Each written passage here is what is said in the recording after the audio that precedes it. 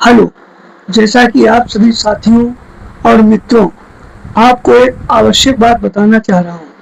आजकल हम देख रहे हैं कि हमारे सनातन धर्म में काफ़ी साधु संत हैं, काफ़ी ऐसे महात्मा हैं जिन्होंने हमारे सनातन धर्म को कहीं न कहीं सींचा है और कहीं न कहीं हमारे सनातन धर्म के लिए काफ़ी संघर्ष और काफ़ी परिश्रम भी किया है। लेकिन आज हम जब देखते हैं कि हमारे सनातन धर्म में विघटन आ रहा है, धीरे धीरे सनातन धर्म कहीं ना कहीं कमजोर हो रहा है, जो कि हम देख रहे हैं। काफ़ी ऐसे भी बाबा हैं जो कि साधु संत का चोला पहनकर, साधु संत के वस्त्र पहनकर जगह जगह पर भीख मांग रहे हैं, तो कहीं कुकर्म कर रहे हैं। तो धीरे धीरे इससे कहीं ना कहीं हमारे जो वास्तविक में साधु संत हैं, जिन्होंने हमारे धर्म के लिए, हमारे सनातन के लिए, कहीं ना कहीं हमारे अध्यात्म के लिए जो उन्होंने संघर्ष और परिश्रम किया है, तो कहीं ना कहीं वो छिप रहे हैं। क्योंकि उसका कारण ये है कि उनकी अच्छाइयों को लोगों तक पहुंचा नहीं पा रहे हैं।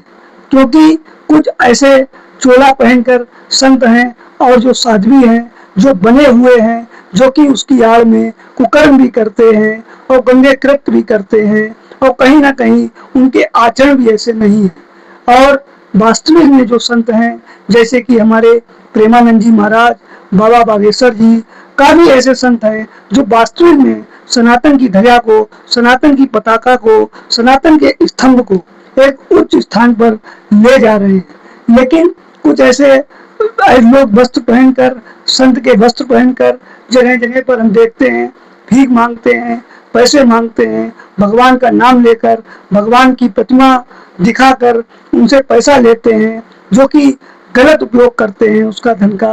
तो ये कहीं ना कहीं बहुत ही गलत है, कहीं ना कहीं सनातन को भी कमजोर कर रहा है, कहीं ना कहीं हमारे ईश्वर को भी नीचा दिखा रहा है, जिससे हमें दिल में बहुत ही ज़्यादा खेद और काफ़ी कष्ट भी है और काफ़ी इस बात का अफसोस भी।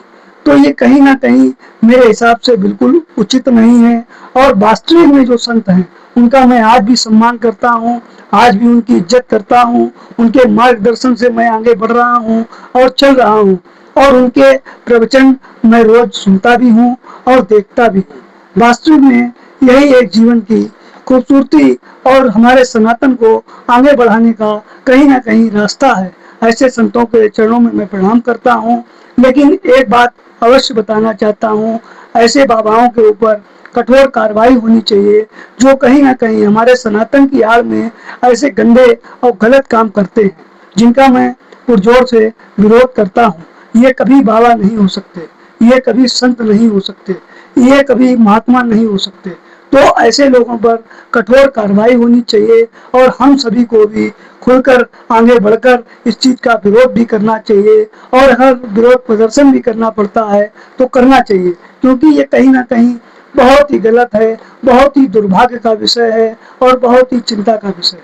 तो इसलिए मुझे अवश्य विश्वास है कि आप सभी सक्रिय होंगे। ऐसे बाबाओं जो ऐसा चोला पहनकर, ऐसे वस्त्र धारण करके गलत काम करते हैं, ऐसे लोगों को हम लोग उखाड़ फेंकने का काम करेंगे।